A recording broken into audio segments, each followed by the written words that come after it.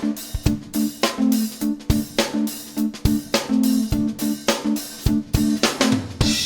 good day to you. It's me, Andy, and Talkin really on this Thursday, the 13th of July. Got two stories that are related, which is the LTN, the low traffic neighbourhood, including 15-minute smart cities. Because there's two stories. One came out the other day, and it's very interesting because it's the government. It's basically the government are saying that anybody who wants an LTN is going to have to find their own money for it because the government are not going to be paying any. So after that Ferrari of wanting LTNs, then they've now decided to not boost it with money. So they're going to cut the funding. And it's very interesting. This story was in the Telegraph, and whilst I'm not paying for that, we can read a little bit of it. So here we are, the Telegraph. Councils will have to find their own money if they want to install these schemes, LTNs. So they'll no longer be able to be created using government money.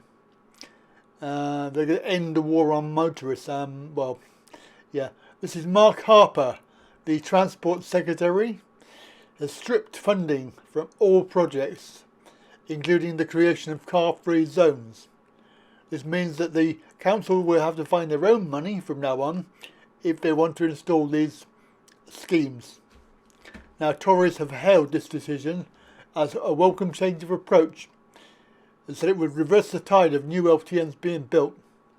And as we know, the most famous ones are in Oxford, which has been going for a little while, and it's still there. So they unveiled a 200 million of funding on Friday, which will pay for projects to encourage more people to walk and cycle. The money will fund 265 schemes in 60 areas.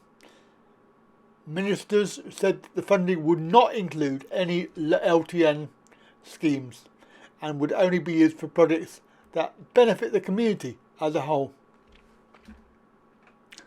Of course, he's trying to say that they're not anti-driver because all of these schemes are about getting rid of cars and car ownerships and car driving. As we know, the UN Agenda 2030, 2050, whichever number you put on it, are all about reducing travel. That's cars, planes and trains and aeroplanes as well. Basically anything to do with public ownership of vehicles is basically going to be reduced under that scheme. However, in this article they're saying that they're not against people having cars and not against cars as such, but they want to make sure that everybody can choose a cheaper, greener and healthier travel method. Yeah, but you've got to offer it first. Obviously the LTNs are controversial because they're shutting off side roads to an area to cars and making you travel further in order to get to the same position you would be if you had just gone through the barrier. They are policed by blocking streets and bollards or by using cameras, and obviously there's a problem there because they will issue fines in the post, which are wholly not illegal. And if you do get one, then you can fight it because any sort of parking fine or driving fine like this has been contested in court and people have won. Anyway, the scheme, which obviously Sadiq Khan has been accused of pursuing relentlessly anti-car policies, and of course he is a WEF agent, as with all the other government agents. They're all in it together. Now, interestingly, I want you to see this because when they say that they're going to have to fund it themselves, the London Borough of Harringay have made 2 million in fines over 4 months, and this is the LTN that they're referring to. So they're highly unlikely to be removing this LTN, I know some areas have removed LTNs, but this is North London, and they've handed out more than 60,000 penalty charge notice, PCNs. This is obviously end of last year. They were introduced by the council last year on a trial basis, and quite seriously, making 2 million in 4 months. They're probably not going to stop and not going to take them out. So they won't get any money from the government, but to be fair, they don't need it. And obviously this is all about climate change. It's got nothing to do with money, nothing to do with making loads of money. It's all about community, it's all about climate change and stopping people from driving their cars everywhere. But there you go. Now, interestingly, that's the first story, and as you can see from this tweet we had, which is Liverpool Echo, they're obviously continuing with the LTN plan because they're going to be doing a 15-minute city and LTN together. This is 13 new neighbourhoods in a major plan to improve the city. You can see where this is going, can't you? If you're in this area over on the right, you won't be able to go on the area on the left without paying money or going through LTNs. But in order for Liverpool Council to implement this, they need to pay for it because there will not be any LTN money from the government. So this obviously has all to do with climate change. 15-minute city under the UN Agenda 2030. And obviously they are pushing ahead with the plans, even though they say they're not doing it. They are. Because it's all linked in with digital ID, the carbon credit score, and CBDC.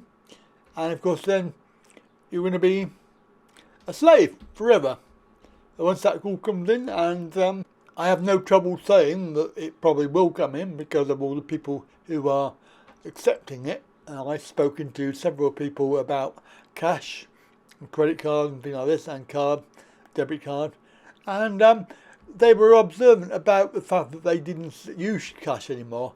And I said, well, you need to use it because if you don't, then you'll be getting this CBDC, and they had no idea what that was. And I said, well, they can turn you off if you've had a pizza one week and you want another pizza the same week and it's bad for you, and they will just program it so you cannot buy pizza. And they didn't believe me. But hey, this is the problem we have. So Liverpool are jumping on a bandwagon. I don't know if they're going to be funding it or not, but it is obviously Liverpool is a major city in the north. So once they've done it and it's working, I'm sure I can see Manchester, for example, doing it. Leeds, Yorkshire, York. I can see all of these other northern towns and cities doing the same thing. So LTN funding has been cancelled. However, the process goes ahead, and of course all those ones that are already there, they've said, can stay if they wish. So depending on whether they're making any money, which they obviously are. This is 2 million for one council. So you can imagine the incentive here. And certainly I've come across this with my own city, Bath, where they had a bus lane that I was inconveniently located, and they tried to issue me with a PCN for that bus lane. But I managed to, this was a few years ago mind you, managed to get away with it because of signage. They had put in false signage that was wrong, and of course that meant that I got away with it because not legal. And but the point about that whole busgate thing was they were making millions from it. And why would they stop? They're going to lose a few, like me. They had to refund me. But let's face it, I'm only one person. They're still making thousands per day on other gullible people that just pay it. So if you just get a PCN, don't ever just pay it. It's PCN. They're not legal. and you can actually fight them. So if you do get one, then don't just blindly pay these things. You're giving away money to the government or whoever, to these private firms. They're private contractors. Don't give your money to them. Let's be sensible, shall we? Right, well that's it for now. Have a good day, and I'll catch you later. Bye for now.